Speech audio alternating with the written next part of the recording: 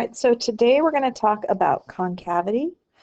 So concavity refers to the way a function curves. So if you look at this figure on the left, if you'll notice these derivatives of the tangent lines. So there's one of the tangent lines, and that has a negative slope, let's say negative 1-ish. Down here, we would have a slope of, I don't know, negative something. If we go to the very bottom, we'd have a slope of 0. If we go over to this side, our slopes start to get positive. So as we're going around this way, our slopes are getting bigger, increasing. That's the definition of concave up. If the slopes of my tangent lines as I go around are increasing. Okay, the opposite is true for concave down. Concave down, we're going to start here. These are positive slopes, and then they're going to flatten out even more, and then we go negative. So they are decreasing. The slopes of my tangent lines, the value of those slopes are decreasing as I go across. Okay, how we're going to know that is a little easier.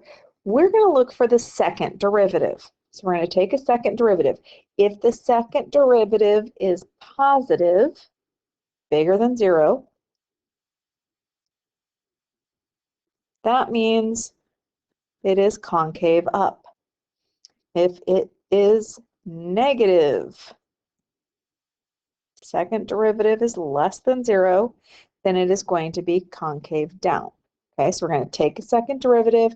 We're going to find out if it's positive or negative at a given x value, and that will tell us whether that interval is concave up or concave down.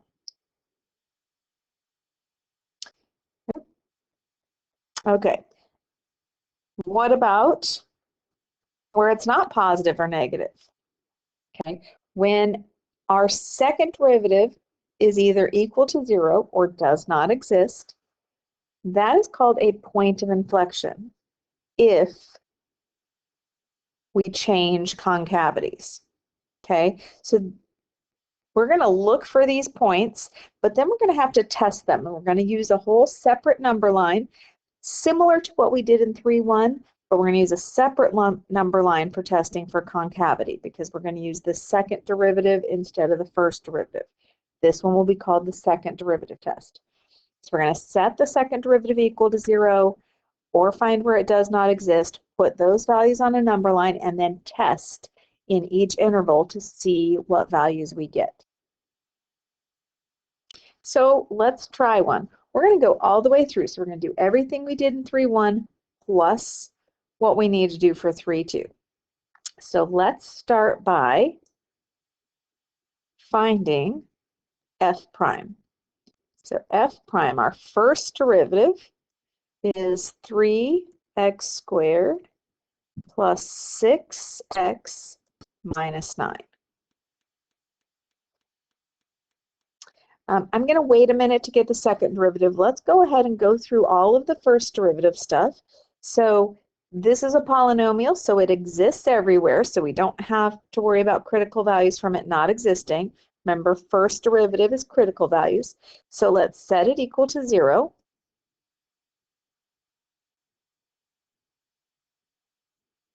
And solve. So everything here is divisible by 3, so I'm going to go ahead and do that.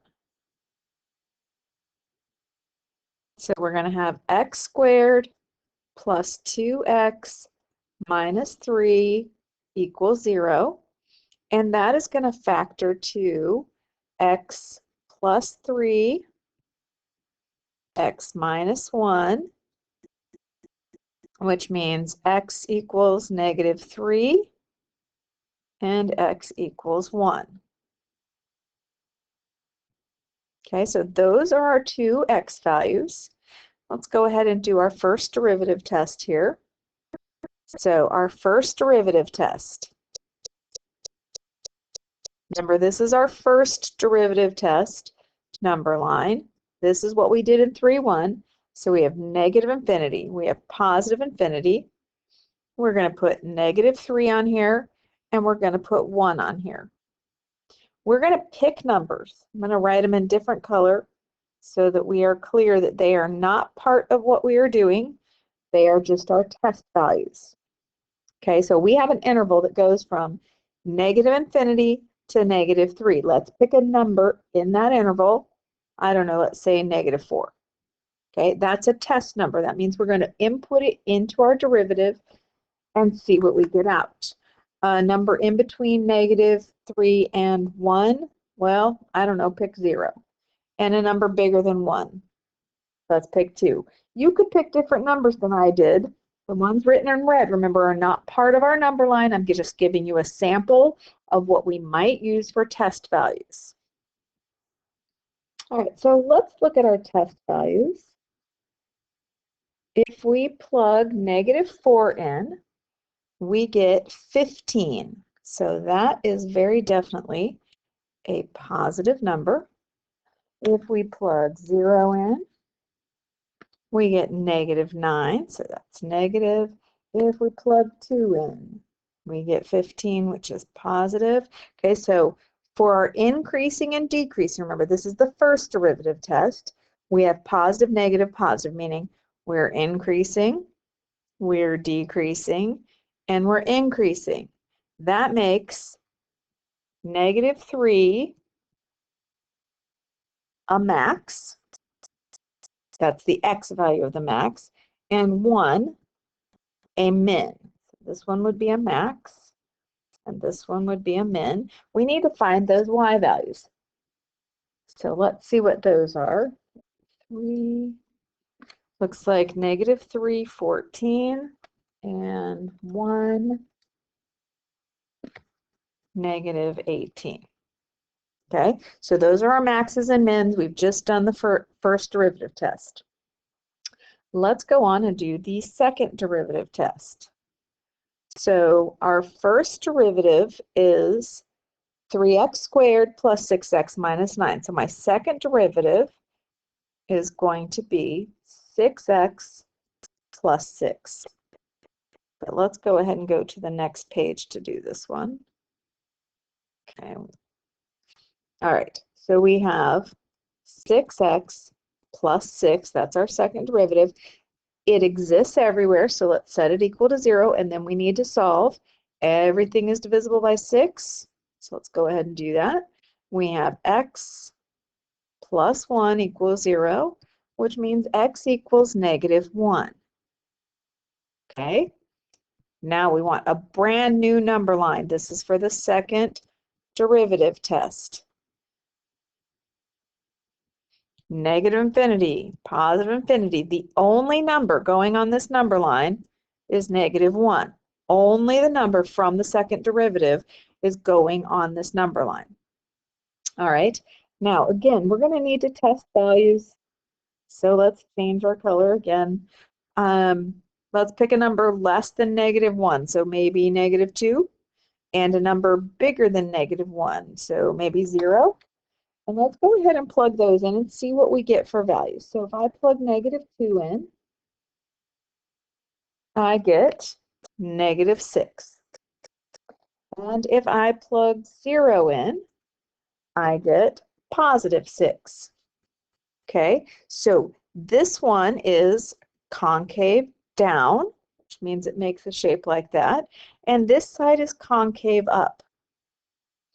Did we change concavity here at -1? And the answer is yes. So since we did, we have an inflection point at -1. Again, we need to plug that into our original function to find those y values. So when we plug -1 in, we get that we have an inflection point at -1, -2. So that's how your second derivative test works. We have to set up a whole different number line from the first derivative test. Now, if we go over here to our graph, you can see there's our max, there's our min, we calculated those, and there's our inflection point that we calculated. And then these are just some other values that you can get from the table of values your table of values. I'll show you those just to make it a little smoother. But we definitely want the max, the min, and the inflection point. All right, let's try another one. So this is 10x cubed minus 6x to the fifth. Let's start by finding the derivative. So we have g prime of x is 30x squared minus 30x to the fourth. Okay, that's going to exist everywhere, so let's go ahead and solve it. So we have 30x squared minus 30x to the fourth equals 0. Now, I personally think it's easier to write it in standard order, so let's change that order. So let's put the negative 30x to the fourth first, plus 30x squared equals 0. Okay, and I can see that I could divide negative 30x squared out of both of those. So if I divide negative 30x squared out of the first one, I'm left with x squared. And if I divide negative 30x squared out of the second one, I'm left with negative 1. Okay, I can't divide this off like I did last time. Last time it was just a number. This has a variable with it. So when it has a variable, we're not allowed to just divide it off. We have to find the value of the variable. So let's go ahead. We have negative 30x squared, set that equal to 0.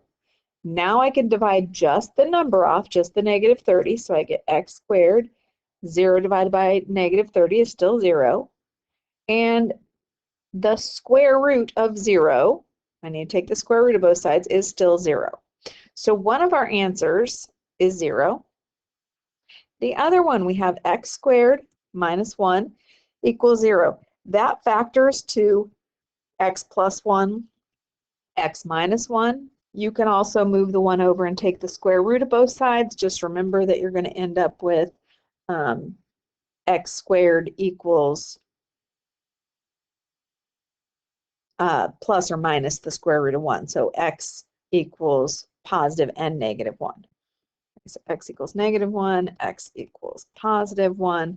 Okay, so we have 3 different values here for our extrema. We have negative 1, 0, and positive 1. So let's go ahead and extend this. Okay, number line. We have negative infinity, positive infinity, negative 1, 0, positive 1. Again, let's switch colors.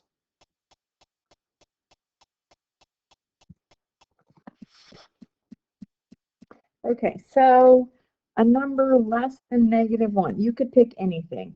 I'm going to go ahead and pick something a little less normal, so negative 5. In between negative 1 and 0, well, we're going to have to go with a fraction. So let's say negative 0.5, positive 0.5, and a number bigger than 1, I don't know, let's put in 8. Okay, so I'm going to put those in my calculator. If I plug in negative 5, I get negative 18. Remember, it actually negative 18,000, it looks like. It doesn't matter what the value is, it matters what the sign is. So we're looking for that negative.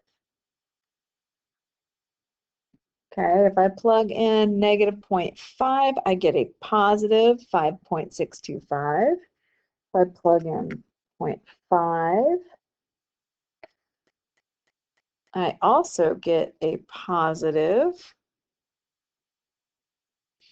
And if I plug in 8, I get a negative. Okay, so negative, positive, positive, negative. That means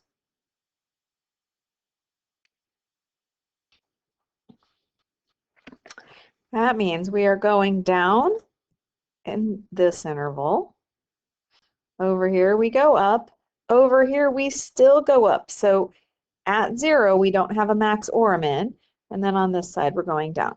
So we know that we have a min at -1, a max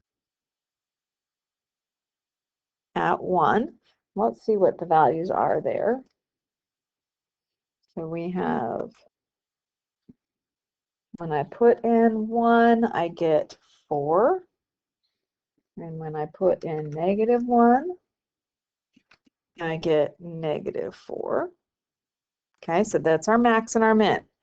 Now let's go ahead and look for our second derivative. Oops, let's go back a page. All right, so our second derivative.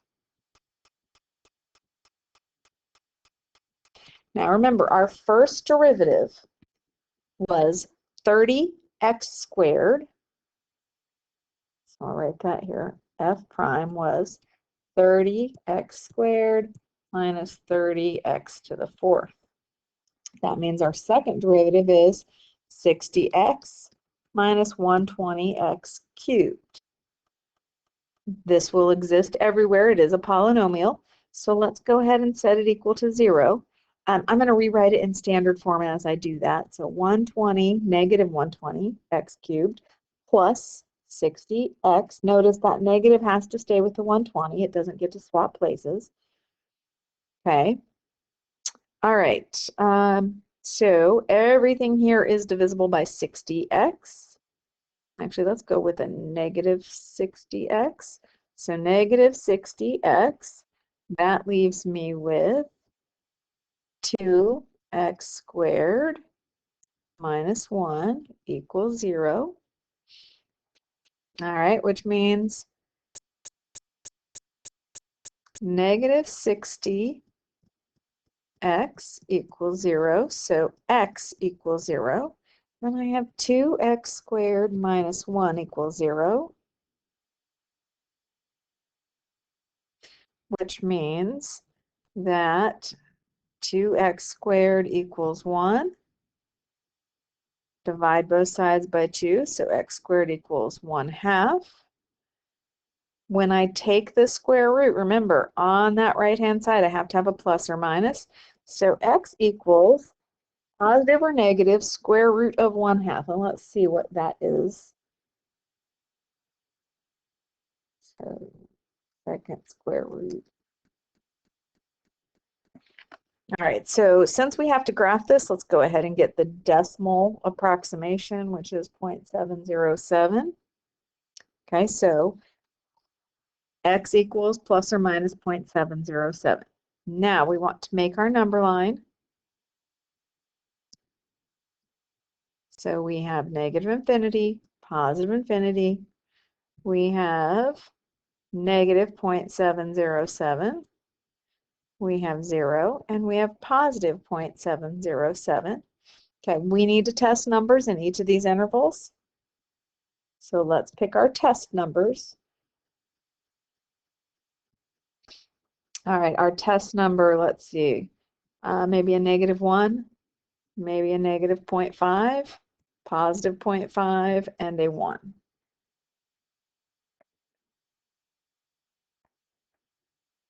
Okay, so when we plug in a positive 1, we get negative 60, so that section is negative. When we plug in a negative 1, we get positive 60, so that section's positive. When we plug in a positive 0.5, we get 15, so that's positive. And when we plug in a negative 0.5, we get negative 15. So that section's negative. So I just put all of those in my calculator to see what their signs were. That means we are concave up, concave down, concave up, concave down. So we change inflection at all 3 of those spots. So inflection points. We have one at negative 0.707. We have one at 0. And we have another one at positive 0.707. So let's see what we get. Okay, so at 0, we have 0. Remember, I'm plugging these into the original function to get these y values.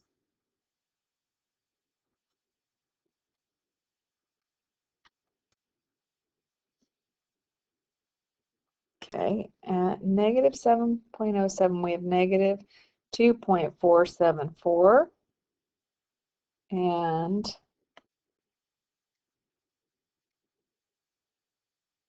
positive 2.474.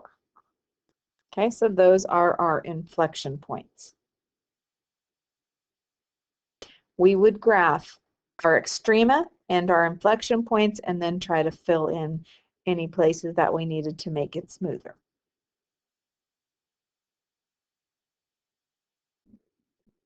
All right, this is all work we already did.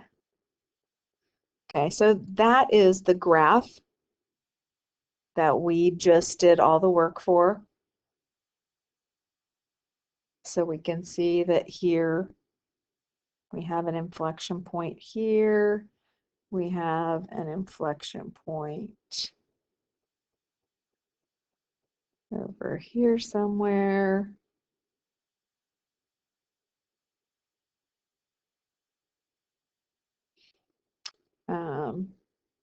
Actually, the inflection point's a little farther down. Max, min. Okay, so all of those different points. Actually, sorry, the inflection point is there.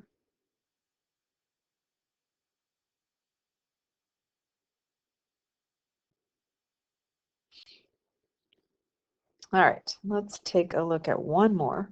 Now, this one has steps, so you may want to, this is like all the steps in one spot. You may want to take a minute and write these down. The first step is going to be to find the derivatives, find the domain of the original function, but also take a look at the domain of the derivatives. If there is a new problem, domain problem in the derivative that wasn't there in the original function, that's when we're going to have those does not exist kind of issues, meaning this does not exist, okay? We're going to find the critical values, which means your first derivative, f prime equal to 0, or where my first derivative does not exist. Okay, then we're going to do our first derivative test. Let's get rid of that.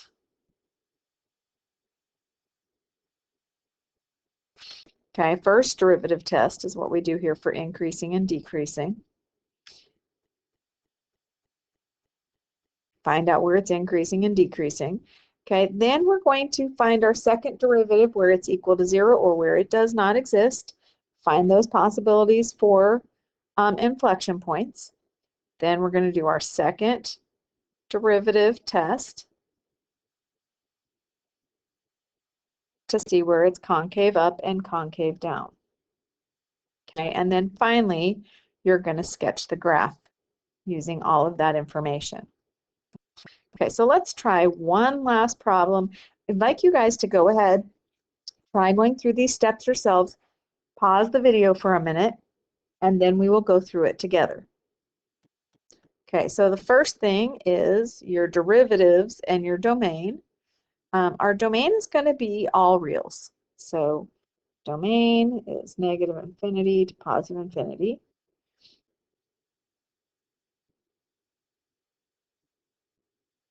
The first derivative, and let's go back and look at what the function was.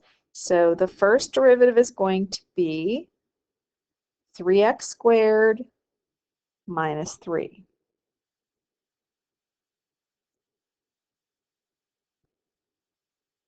Okay, that's going to exist everywhere. So we're going to take it and set it equal to 0 to find our critical values. Everything's divisible by 3. So we have x squared minus 1 equals 0. That means x minus 1, x plus 1 equals 0. So x equals 1 and x equals negative 1. Let's go ahead and do our first derivative test. So first derivative test, negative infinity, positive infinity. Let's see, -1, +1. Okay, our test numbers, let's see, maybe a -2, a 0, and a +2. Remember, those are just the numbers I wrote in purple are only the numbers we're going to put in our calculator to get values out. All right, and when we enter these numbers in, -2 gives me a +9, it looks like. 0 is going to give me a -3, and 2 gives me a +9. So we have increasing, decreasing, increasing. That means that at -1, it's a max. At +1, we're going to have a min. And this time, let's also make sure we write our intervals of increase and decrease. So just read the sections where the pluses are. So increasing, I have a negative infinity, and that goes over to -1, and then it stops. We're going to try that one again.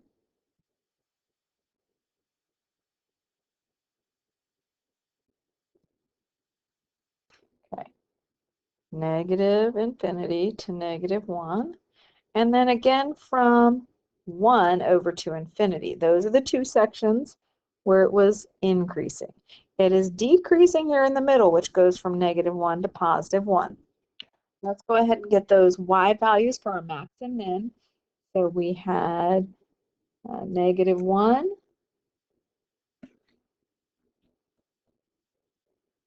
and 1.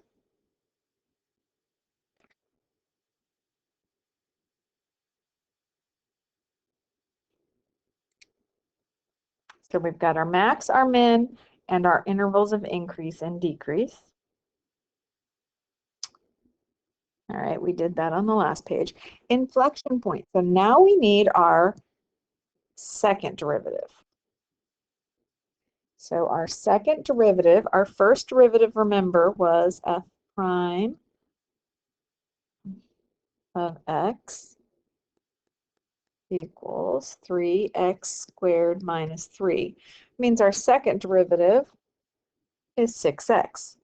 Again, that's going to exist everywhere, so let's set it equal to 0, which means x equals 0. Okay, so that's a possible inflection point. Let's do our second derivative test. So number line, we're going to just put 0 on there. Let's pick some test numbers. These are the numbers we're going to put in our calculator. So -1 and 1 maybe. All right, and at -1, I get a -6, and at +1, I get a +6. Okay, which means this section, negative, means it's concave down. This section is positive, so it's concave up. We do change inflection. So I have an inflection point, or we change concavity, so we have an inflection point at 0, 2. Okay, that's where our inflection point is. And then we also want to have the intervals of concavity. So concave up, I usually just call that CU. And the interval where we're concave up is from 0 to infinity. And concave down is from -infinity to 0. Remember, these numbers that I put in green here do not have anything to do with the number line except to tell us what it's doing in that section. So we're not going to use those numbers as part of our concavity intervals. All right. Now, if we look here, you can see our inflection point right where we said it was going to be at 0, 2. We have our max there at -1, 4, and our min at 1, 0, just like we calculated. And that is where we're going to end for today.